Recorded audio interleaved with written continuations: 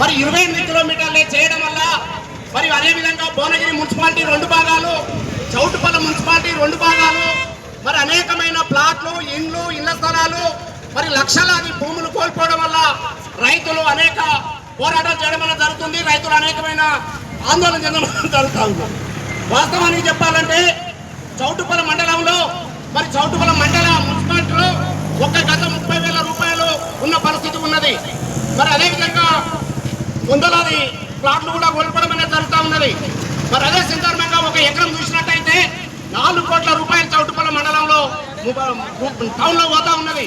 మరి అందుకు ప్రభుత్వం ఇచ్చేది 35 లక్షల రూపాయలు ఇస్తే మరి 10 గదాల జాగా కూడా వచ్చే పరిస్థితి అక్కడ లేదు. మరి అదేవిధంగా రూరల్ చూసినట్టయితే 2 కోట్ల నుంచి 1,50,00,000 రూపాయలకు ఎకరం పోతున్న పరిస్థితి ఉన్నది.